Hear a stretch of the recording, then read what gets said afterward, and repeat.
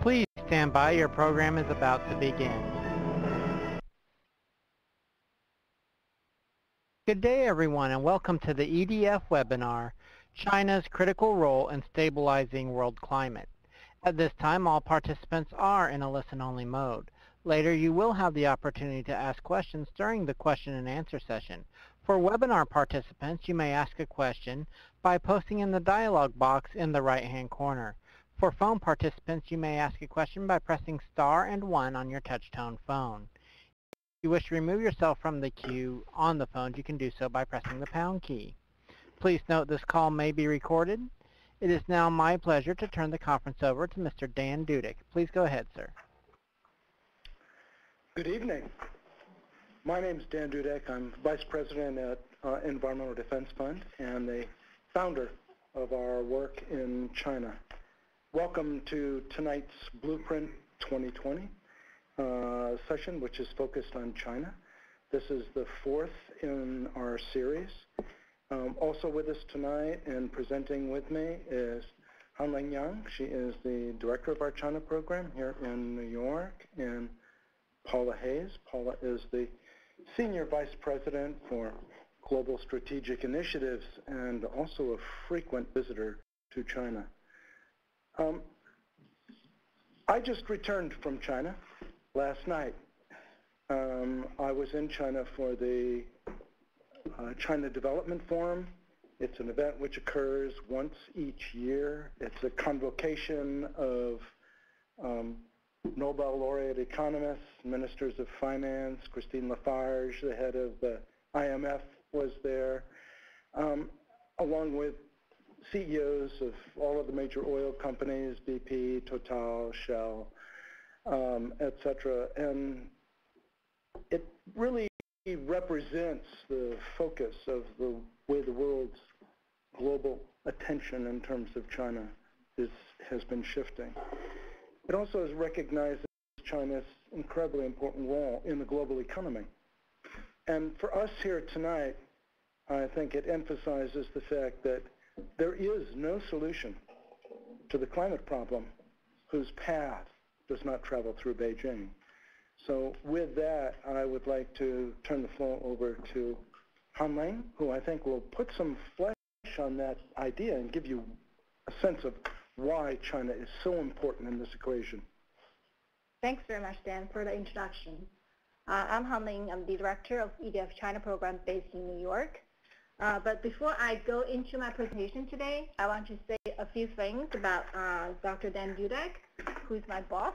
I rarely got any opportunity to talk about my boss in public.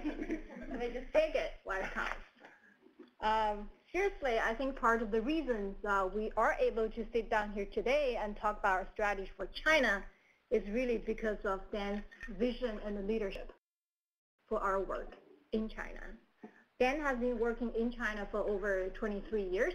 As he said, he's the founder of EDF China program, and he has won the country's Friendship Award, which is the highest award the Chinese government ever given a foreigner.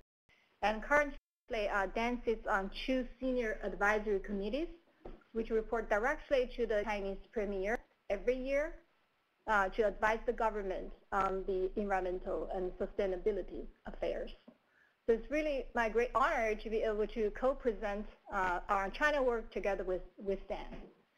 For the presentation, I will start with the context, and then Dan will introduce in more specifics about our work in China. So first, let's look at the global climate context. So as you can see from this map, starting from beginning of the industrial age, the emission trajectory has been continually going up and is getting steeper as projected. And for EDF, our strategy for the next 5 years is to bend the emissions line downward by 2020. So where China fits into this global context in terms of our strategic plan for climate. Here is the map showing the energy use of major regions in the world. As you can see, China is the biggest pie. The red stands for energy use by countries. And China consumes about half of the world coal and contribute to over a quarter of the global greenhouse gas emissions. And also China's energy use is growing, still growing at a rate of 3 to 4%. So as Stan just mentioned, there's no path to address the global climate emission without a path through Beijing. So we have to work with China to address those issues. That is why China has become a very important part of EDF's strategic plan. That's why helping China reduce its emissions from energy use is a very important part of our work. And this is China today. China is a global economic superpower, as well as an energy guzzler, as well as a land of extremes. As you can see here, China last year have already 150 million number of cars. And it's projected every year the vehicle number is going to increase by 10% for the next decade, for the next 10 years. And last year, China's GDP reached 10 trillion US dollars, which is twice the size of Japan. However, the average per capita GDP of China is only 70% of the global average. So you see, there's total is great, however, the average is still much lower. There's a huge imbalance between development in the eastern region and western region. And of course, much of this growth is powered by coal. About 70% of China's energy use comes from coal. However, China is also the world's largest investor in clean energy. So last year, China spent $90 billion in clean energy. About $1 out of $3 investment in world clean energy is from China. So with the huge economic growth and heavy dependence on coal comes with the huge challenges, particularly comes to environment and climate issues. So every year, about 1.2 million people in China died because of outdoor air pollution. Air pollution issue has become a huge concern for both the public as well as for the government. And the government is in full recognition that pollution issues have to be addressed. And the premier last year already declared war on air pollution, on environmental pollution, just like China declared war on poverty. So for this year, the government has lowered the GDP growth target to around 7%. For last year, the GDP growth rate is 7.4%. It's the first time, actually last year is the first time China missed its GDP growth target, which was set at 7.5%. However, given the total economic volume of China, 7% is still pretty significant. But compared with US and EU, those already developed economy, slower growth could be a concern for a lot of people in China, given employment issues and concerns for economic well-being. But the Chinese government has made it very clear this is the new normal. I think a lot of you, if you read newspaper, you know the term new normal. Slower growth, but a better structure, a better transition to a clean energy structure. So with great challenge comes great opportunities. Now I'm giving the floor to Dan to talk about the window of opportunity and our strategy for our China work. Thank you very much, Han-Lang. I think that her background for you should give you exactly the understanding of why all those CEOs were in Beijing this last week with me. This is the most dynamic economy on earth. It is the place of major opportunity and growth. I think over certainly the next 20 years or so, and it is of phenomenal importance to us in terms of the environment. We got a great surprise this last November, just phenomenal. Of course, we had been working on this in the background, so I think it was not as surprising to us, but standing up with President Obama in Beijing, President Xi Jinping promised that China would peak its carbon emissions roughly around 2030. I think many people would never believe that China would in fact commit to controlling its emissions for the growth reasons that Han-Ling just mentioned, as well as the fact that China still has more than 100 million people below the poverty line in the country. Nonetheless, I think that both China and the United States see the process this year moving toward Paris, climate negotiations in December, as an opportunity, if not an imperative, to make commitments that would inspire others around the world. Each nation is asked to make a individual national commitment as part of the negotiation that we expect to complete there. At the same time, this year is important because it is the completion of the 12th five-year plan. China's still on a five-year planning process, and it will be 2016, next year, will mark the beginning of the 13th five-year plan. So this is the window. This is the time in which the plans, the targets, the obligations for those next 5 years are set up. And that's a critically important time, remembering that picture that Han-Ling first showed us of really starting to get some investment and action in place that's going to turn the corner. We also, as of January 1st this year, saw the actual operation of China's new basic environmental law. It's the first time that law had been changed in 25 years. It's something that EDF has worked on for over a decade, particularly on one part.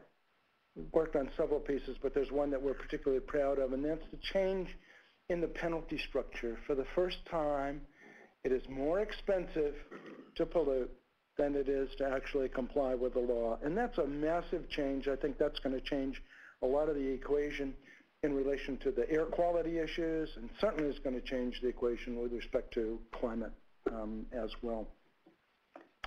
So as Han-Ling mentioned, we've been there for 23 years. This is a picture of our staff, our first staff retreat in China. We have 29 staff altogether.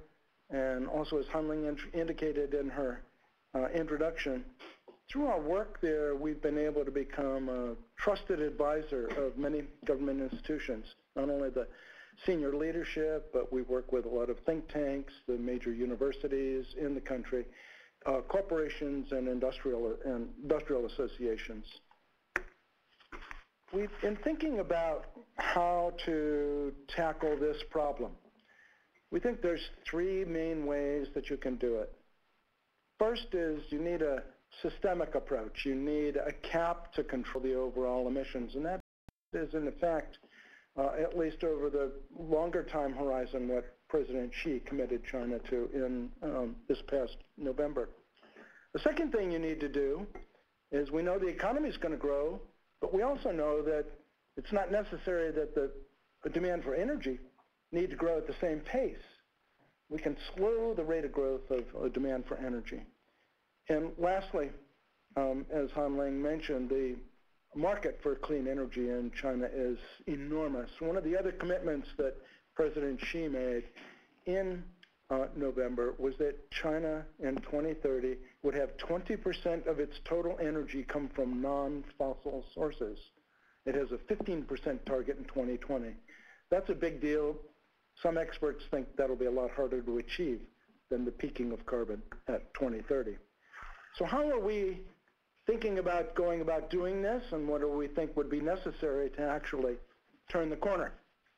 First is if we cap half of China's CO2 emissions at 2015 levels.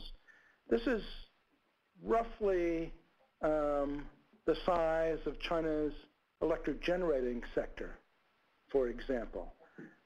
We think that efficiency could be improved by 25%, particularly if we focus on the small and medium enterprises in the country. And lastly, we think that this commitment in terms of moving to non-fossil sources, particularly with the emergence of natural gas as a bridging fuel in China, is critical. On the first point, we have had some progress.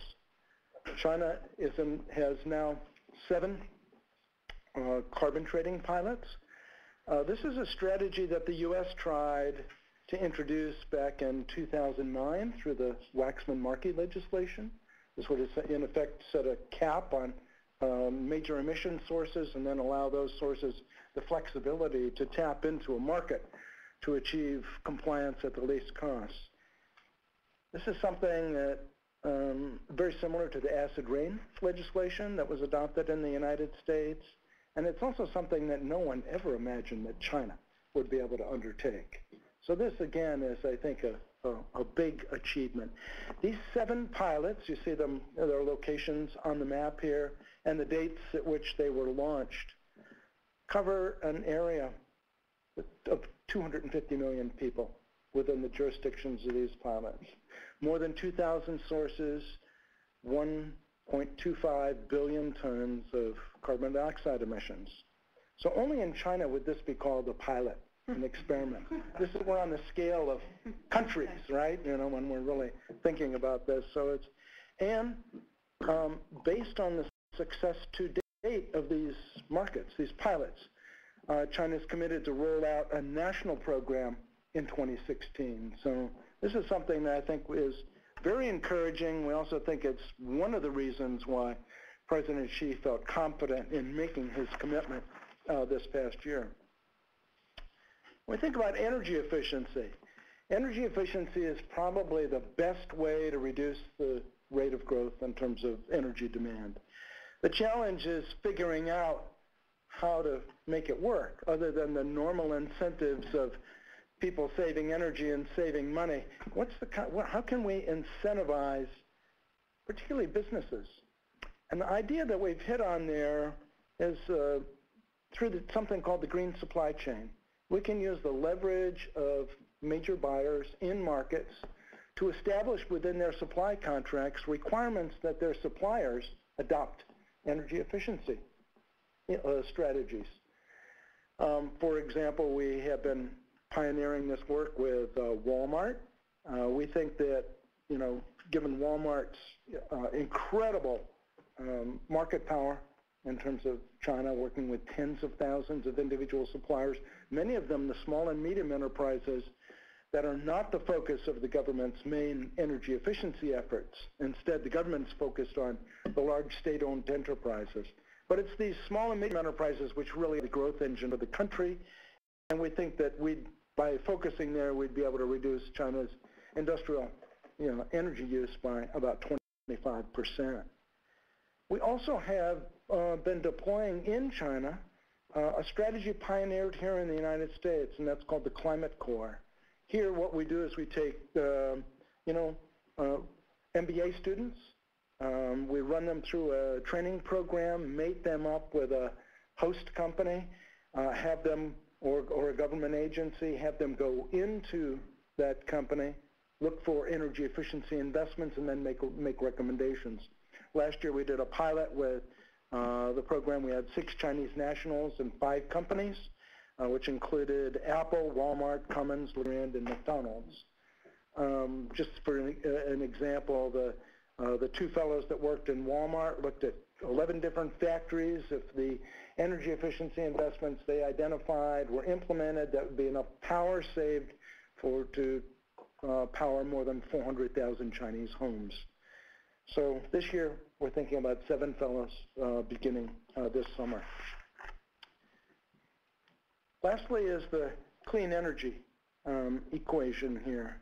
The government is very much focused, particularly on the eastern part of the country, in substituting other low and no carbon sources of energy for coal. Coal has been very much the focus of the air pollution problems in that part of the country. As I mentioned, natural gas is a big part of that equation, and our goal here is to make sure that it's both economically and environmentally sound as it's deployed.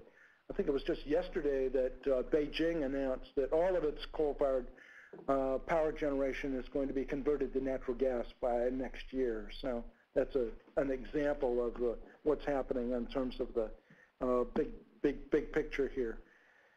So we think that natural gas is going to play a much bigger role. There's been supply deals cut with Russia, also with the Central Asian republics. Liquid natural gas will be coming into the eastern seaboard, and we'll see a lot of substitution there. And again, our focus will be on the same as it's been here in the United States. We want to reduce methane leakage. We want to be sure that it's available and managed properly and creates the environmental potential of its substitution against coal.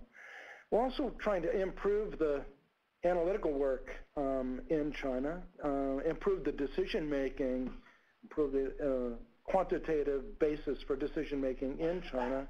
We'll be launching this year something called the China Energy Modeling Forum, which will bring together think tanks around China, along with our own staff and capability, to look at what are the major assumptions, methodologies, and differences in terms of forecasts for energy in China. I think this is be a new chapter in our cooperation in China, and one that we hope will lead to greater recognition of some of the real opportunities that exist there. I want to thank you again for coming tonight, and I think we'll turn now to the questions that you might have, both here with us in New York and EDF, and those on the web or on the phone as well. Yeah, and I'll remind people joining us by webinar and by phone that to get in the queue to ask a question, you hit *1 on your phone, or you can type it into the dialog box in the lower right-hand corner. So I think we'll take questions in the room first, Dan. Yes, please. Yes. I'm wondering if I heard you correctly. Did you say that China intends to convert all of its coal plants to natural gas next year? This is in Beijing, just in the city. Oh, in Beijing? In Beijing okay. itself, yes, okay. exactly.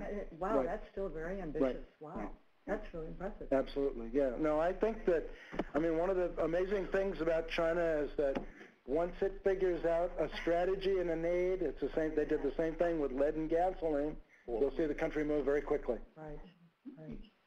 Okay, terrific. Yes, please. And I was intrigued also by that large conversion to natural gas. Does this mean that other users of natural gas will be deprived, and will it produce some discontinuities as a result? Yeah, that's a really good question. It's and I think if in fact we weren't seeing massive increases in the supply of gas, that would be the circumstance. I'll give you an example. China had been negotiating for at least 10 years with Gazprom, which is the big Russian gas monopoly, for a pipeline that would go from Siberia down into northern China. I think 2 years ago that negotiation was finally completed because the key question was, what's the price of gas that we're going to agree on? And of course, now that China has its Asian Infrastructure Investment Bank, it's also going to fund the construction of that pipeline. So these are brand new supplies coming into China that had not previously existed. And I think, as many people know, there's an ongoing debate here in this country about shale gas, whether it should be exported, and if so, where. So we've got lots of increments of new supply. I don't think we see much in the way of crowding out right now, and none for the foreseeable future. In fact, the real challenge now is prices have gone so low that new exploration and new development is actually being shut down. You mean just in China, or around the world? This was the news from the China Development Forum, which is that the majors that have been working there are slowing their pace of development in terms of gas. This is the unconventional gas side. Yes, ma'am. Eddie. I was wondering, what are the supplies in China of natural gas? Do they have not a lot, or they have huge capacity they could develop? Yeah, that's right. Right. That's also a great question. China actually has the world's largest unconventional gas reserves. So it's number one in that regard. The challenge is their gas is distributed geologically in a little bit different way than we have here in the United States. It's been a little harder to get at. It's deeper. So it's been more expensive than I think developers had imagined going in. China also does not have the density of pipeline network that we have here in the United States. So although there were pretty aggressive targets set for the 12th five-year plan, those recently had to be adjusted downward in light of the current experience. But that, I still expect that that will be, can play a significant role in the future. China also has huge reserves of coal bed methane. This is methane that occurs in coal mines and normally is either vented for safety reasons, prevent explosions, but also can be captured and used for fuel purposes. So other than that, it's tapping its neighbors for supply sources right now. Yes, please, Dan. Can you talk a little bit about some of the opportunities and challenges for China's clean energy in terms of solar that's available, wind, geothermal? Yeah, I think that's a great question. What's happening with renewables and what are the challenges there? I think they face some of the same challenges they do in the United States. So, for example, issues about grid access and how to integrate renewables into the grid. Perhaps China's a little bit further back down the line than the U.S. in that regard, because there's still this question about how the grid companies are going to get paid. They're controlling access with respect to some of the renewable sources. Some of the renewable sources in China also have been developed in regions remote from demand centers as well. So it's been, you know, where you've got the big cities on the eastern coast, some of the renewables have been more up in the northern part of the country. So delivering that energy to where it's needed is a challenge. The smart grid could play a big role here. There's strong interest in that in China as well, in terms of a way to balance and integrate conventional electricity production or sources of electric generation along with renewables to best match their characteristics. Some of the work that I think is being done in the U.S. of matching gas with photovoltaics, for example, is especially interesting and I think could have some real application in China. So in many respects, we might have some differences in terms of, let's say, some of our laws and regulations governing these areas, but the technical problems really are the same. So I think the learning here in the U.S. should be portable for China. I have a question. Pursuant to that, isn't the political structure in China more conducive to quick action than here in the U.S.? I mean, just, I don't think I need to elaborate. Right. That's also a great question, and one that I think is, natural from the standpoint of what we read about the country. But I think the reality that we've learned is that while our image of China is of a centrally controlled country with a 5-year plan, the individual jurisdictions are perhaps best described as by an old Chinese proverb, which is the mountains are high and the emperor's far away. Which means basically that it's the local officials, it's the provincial governors and the party secretaries that have the most say about what's going on locally. Those folks also are members of the Central Committee of the Communist Party, so they're also part of the governing structure of the country. And very often the central government is left with, a process of basically jawboning with respect to local leaders to convince them of the importance and priority of the national priorities. And I think that's been especially true in the environmental arena. There's not a direct line of authority, for example, between the Ministry of Environmental Protection and a provincial environmental protection bureau. They have a similar structure as the United States in the sense of implementation of the laws are done locally, but there's no analog to the situation we have, let's say, under the Clean Air Act, where if a state fails to act, the federal government can come in and or individuals can sue to force that state to comply with basic Clean Air Act requirements. So China is still building out a lot of these legal and infrastructure in terms of being able to grapple with this problem. The one I'm just pointing to, which is how do states cooperate or how do provinces cooperate, because the pollution is borderless.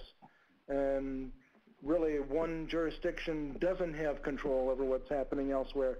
That's a problem that bedeviled the United States for many years, and we finally got a grip on it in terms of the Clean Air Act amendments of 1990, which is our first time to really be able to manage pollution flowing from one state to another. So that's all still yet to happen.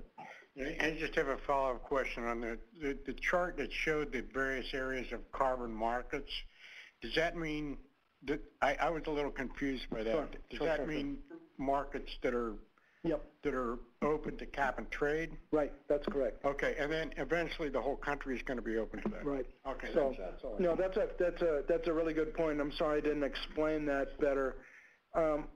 What happened is the government appointed these 7 jurisdictions to experiment with a carbon market. They didn't give them any other guidance. They said, you go figure it out. So each one of them is doing their own version of a carbon market. So it's really a whole set of individual experiments. I mean, they have the general formula of setting a cap, and then you have an exchange, a registry, etc., but specific experiments with respect to allocation, how active the trading is, what's the threshold for participation by sources, all is very different.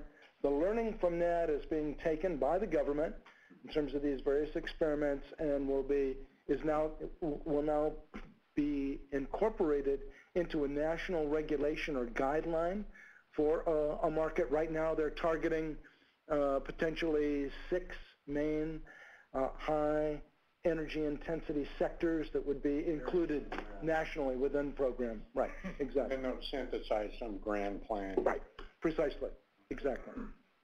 It's a classic way of doing things. Test it out, figure out what works, take the best, and leave the rest. Theory, hypothesis, and so on. Exactly. Given your answer to his question, which had to do with compliance and this diffused political power in China, if you're making forecasts about the level of greenhouse gases emitted in China, what kind of a haircut are you giving these stated objectives?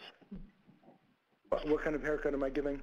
Well, let's say China says we're going to reduce greenhouse gases or carbon dioxide by X. Yeah. Do you say, okay, we will forecast X, or X divided by 50, or, I mean, by half, or what? Well, I think I don't, with respect to national commitments, I don't do any discounting of those. I think that the commitment is, as I described to you, not in quantitative terms. The commitment is to peak China's emissions by 2030. I mean, I think that there's a substantial body of statistics, reporting, et cetera, that does a lot of triangulation on the national reports in China in terms of both energy use as well as emissions. There's also, I think we will see and are beginning to see the emergence of third-party verifiers, because at least in these markets, for example, in Shenzhen, every source that turns in its emission report is required to have its emissions report verified by a third party, not the individual company.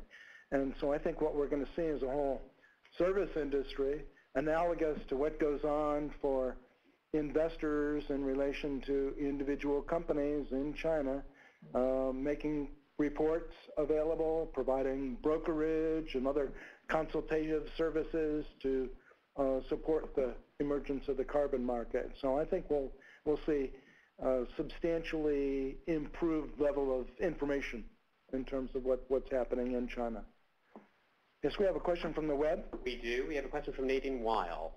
I was concerned to see that the majority of China's near-term renewable energy goals were going to come from hydro dams that have actually been in development since the 1970s. So are they really doing anything additional? Also, 95% of the Tibetan Plateau glaciers are in retreat, so how sustainable are dams to begin with? I think that's a great observation. My sense of hydroelectricity in China, I think, is as described, which is that it's pretty much built out.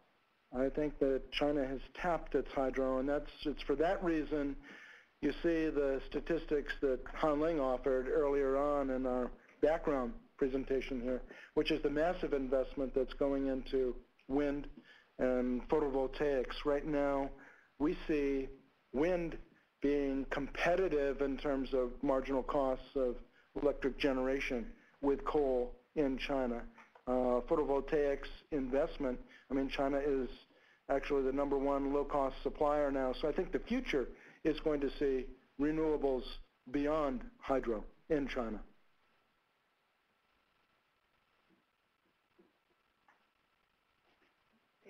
Dan over here also.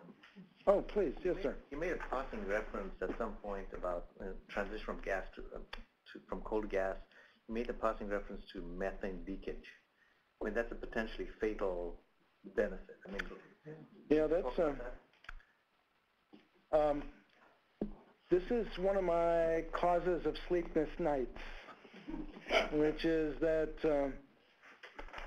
China solves its air quality problems on the back of the climate problem.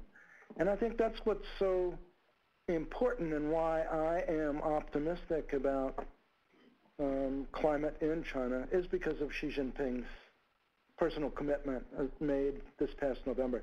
That's the first time he's said anything publicly in China or elsewhere about his personal position on climate and carbon. And I think that unlocked a lot of energy in the country. There still is, and has been, interest in conversion of coal to synthetic gas. Idea of doing that in the West and shipping it east. I mean, the good news is that the request for permitting of new facilities has stopped in China in relation to new coal to gas facilities. At the same time, the possibility exists for construction of mine-mouth coal-fired power plants in the western part of the country and have that electricity shipped on ultra high-frequency power lines from the west to the east. So these sort of leakage questions in relation to addressing one problem but exacerbating another are very real. They're something that we're very much focused on, which is trying to figure out how the western part of the country can share in the development that the east has had, deal with the income distribution problems, and at the same time find a way to grow cleanly. And I think some of the lessons that we have here in the United States in terms of the growth in the West will be helpful to China as well. And then clean energy definitely plays a role there. Yes, sir. Does China do fracking? Yes, my comments before about unconventional gas really are about fracking and what's gas. It's okay. I'm sorry. People use different terms for shale gas, fracking, unconventional gas resources. As extensively as the U.S. I mean, there's hundreds of thousands of wells in the U.S. I mean, are they as far along as we are? No, not at all. No, they're way behind in that regard, both in terms of technology as well as in development of the resource. A number of the major Chinese firms involved in this are also making investments here in U.S. firms to both acquire and learn the technology and bring it back to China. Yes, ma'am. I wonder if EDF is in any way trying to discourage the development of natural gas there and encourage more strongly the development of renewables.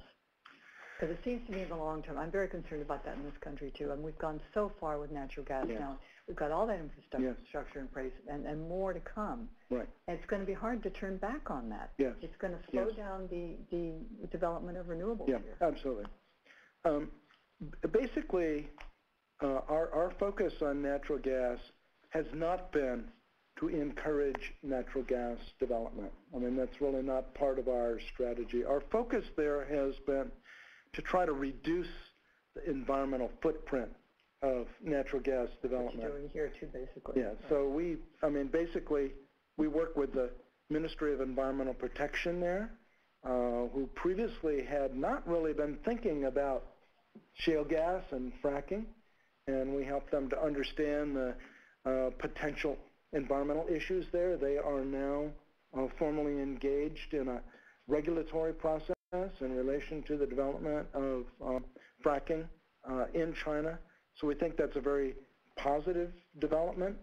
In terms of actual encouragement, we've got a set of projects which we are planning in the southern part of China, in Guangdong province, which borders the Hong Kong region, is the area that first opened up and developed, is where you have the highest concentration of suppliers to the global marketplace, to basically put in those supply contracts, not just energy efficiency, but renewable energy purchase as well. So we're looking for positive incentives for renewables, and at the same time for gas. We recognize it's happening. It has positive environmental benefits, but we want to control the footprint. Doug? Are the Chinese experimenting at this point with geoengineering, respecting climate conditions? Not to my knowledge. China has had a tradition of weather modification. Having been in Beijing during the Olympics, I'm very much aware of the role that the cloud seeding and other kinds of weather modification had in terms of improving air quality for the Beijing Olympics. But to the best of my knowledge, they are not engaged in geoengineering at all at this point. I mean, you could argue that in some sense inadvertently they are, because China is still the world's largest emitter of sulfur dioxide, which has a very strong impact in this regard. So. Yes, Christina. I know globally that deforestation is quite a large contributor to climate change, and this might be more of an issue in Southeast Asia, but I'm wondering if there's any focus on that in China in terms of stopping deforestation. And this is could you just repeat the first part of that, please, Christina? Yes, absolutely. So I know deforestation is actually quite a significant contributor to climate change. So I'm wondering if there's any focus on that within China, or if it's more of a Southeast Asia. Yeah. That also is a great question. It gets into two aspects. First, China has really significantly increased its forest area. And that's a very important part of China's national commitments to addressing climate change. But the second part of that has been that some of the growth in the Chinese economy has meant incredible increase in terms of demand for resources in the surrounding regions in China. This is within the Asian Pacific region. It's one of the reasons why we think that a green supply chain approach is important. One of the other things that happened that didn't get a lot of attention here in the United States at that November summit was that this was in the context of the Asia Pacific Economic Conference that occurs, was a commitment on the part of all the leaders there to develop a green supply chain network. And that was a proposal from the Chinese government as their contribution as the host nation for that. And they committed to develop a first center for that in Tianjin, which is one of the cities in proximity to Beijing. And the Chinese government is now implementing national regulations for the green supply chain. But we have a a recent agreement that we've signed with them to help take that concept to countries around China, because it is going to be, as the Chinese economy changes from that export-led to feeding domestic growth, it's going to be Chinese companies that are going to need to have these conditions written in their supply contracts. So things like, how are you sourcing raw materials like tropical woods, palm oil, this whole energy issue, et cetera, become very important from the standpoint of minimizing the Chinese economy's environmental footprint. And for China, their interest in it is because they see it as a way to raise the environmental bar in neighboring countries. China's starting to feel competition from others. They're concerned. This is an argument that we've heard in the United States for how long? The Chinese now are repeating that same argument to their neighbors. So what goes around comes around, I guess, right? Oh, that leads me to another question. This was, by any way you look at it, a historic agreement in November, but, it's been questioned kind of ad infinitum. It doesn't have any teeth. There's no way to enforce it. Everybody can back out. It's pie in the sky. My question is, I don't know. I think it's probably going to go somewhere. But my other question is there anything on the horizon? You talk about other nations and China's influence in the region, U.S.'s influence in the region, if any. Is there any kind of thing on the horizon that you guys see that there may be a wider international agreement of, these other 6 or 8 or 10 nations that are big polluters to get together? Yeah. Also very good questions. First, by way of qualification, what happened in November, I think, has been misreported as an agreement. Yeah. I mean, yes, there was an agreement in the sense that both countries agreed that climate change is a problem. Yeah. What happened is the 2 countries stood up and made individual national announcements about what they were going to do. They didn't pledge anything to each other. Not at all. They didn't sign a treaty. They didn't, Okay. There was no secret handshake. There's no money exchange, etc. It's just 2 separate individual national announcements. Agree to agree. Yes. And so I think that's, number one.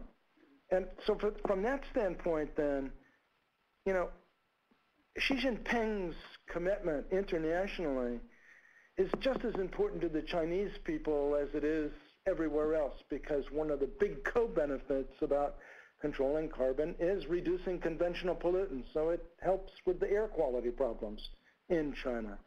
China recognizes that it has to transform its economy. It's got to move away from this high intensity export orientation to a domestic economy. And domestic economy means service industries, which are a lot less energy intensive, but are still, and more labor intensive, which is good for China, which is going to fuel its growth.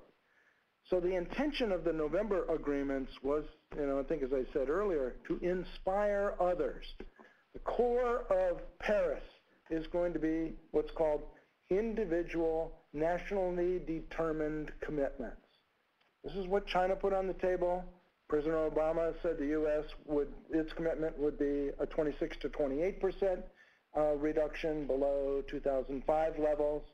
So that's sort of the starting gun for this competition between nations in terms of what's going to be put on the table. There are thorny issues for sure which can derail Paris. But what we have is bottom up. Even if there's no Paris agreement, I don't think that President Xi is going to say, well, nobody else agreed in Paris, so we're not going to do this. This is something that's in China's self-interest. It's national self-interest. That's why that commitment was made. Yeah. No, I can see it happening, but unless you monetize it, A, and B, enforce it, it's like a free-for-all. It's everybody does his own thing, and this is the way the world ends. Yes. Anyway, sorry. I think we're in that problem anyway, internationally. The reality is the U.S. is never going to dispatch the 7th Fleet to enforce a carbon commitment. And in fact, we're going to have to rely on sovereigns, their national laws, you know, their own political commitments, their enforcement, their pricing of carbon, their national implementing regulations. So that is the world that we're in. That's the reality. Yes, ma'am. But China's different organization might make it easier there in a way because they don't have all these you know, corporations like we have here that are only concerned with their own profit running the show. So it might be that they can follow through more easily on the commitments that they make without all these, you know, forces pulling in the other direction so hard. I think there is some potential.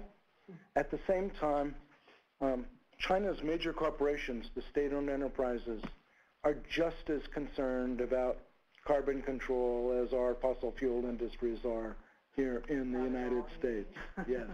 And what it will do to their bottom line, their profitability, their power, and their future. So. But do they have the power there that our companies have here? Well, there is, let's put it this way. No Chinese company has hired Lawrence Tribe yet, so that's the good news. Still available. So I think there is concern being expressed at the same, you know, by companies. Yet at the same time, I think, you know, the government recognizes it's imperative. It has to do something about air quality. China is a victim of climate change. The climate changes coming and occurring now are not going to be positive for China. There's a persistent drought in the northern part of the country. They are already seeing that the changes in seasonality are requiring changes in terms of the specific mix of crops that they're planting. They've seen yield impacts here. China has a very tight limit on arable land, much more so than the United States. And so even things like food security become a very fundamental issue. And the number one objective on the part of the country, certainly on the part of the ruling party, is political stability. On the part of the government, right after that, it's poverty alleviation. And these are, you know, it's the agricultural sector which will bear the brunt of the coming climate changes. And I think that there's full awareness of that in China, much more than here in the United States, where you see, I think, in terms of the farm sector, much more confidence that, you know, we'd be able to manage our way through climate changes. Well, look at California.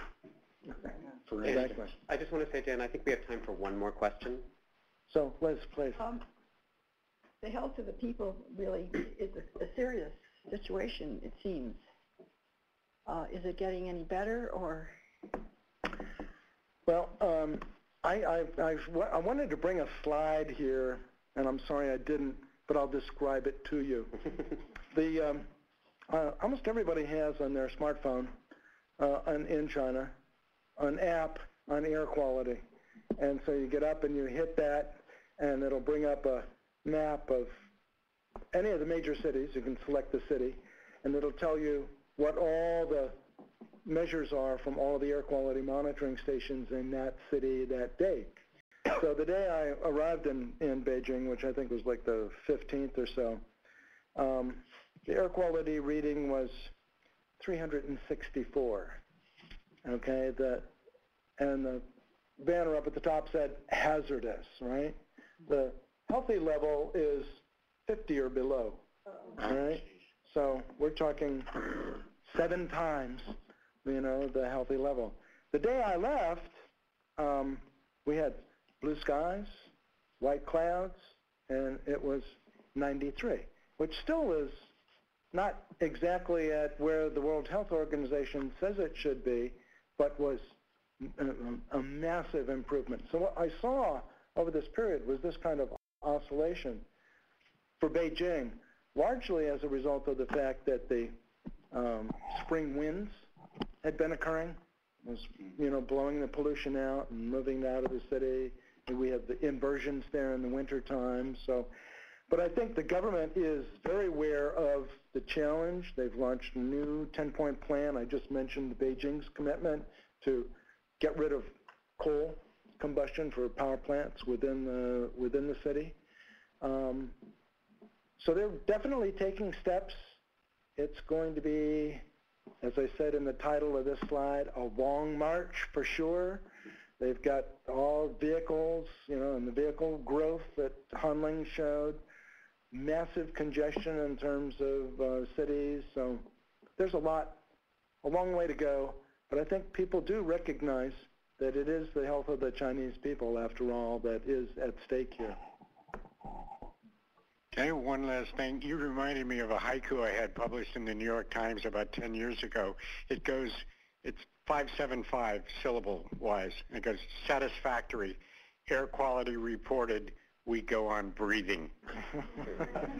Great. Times loved it. Thank you all very much for coming and joining with us here this evening. I'd like to remind you, Dan and Hanling and Paul will be here for a little while if you want to ask questions informally. And folks participating on the web, we recorded this webinar today, and if you'd like a link to that, just email me, Chris Weichel, at cweikel@edf.org, which is the email address you RSVP'd to. So thank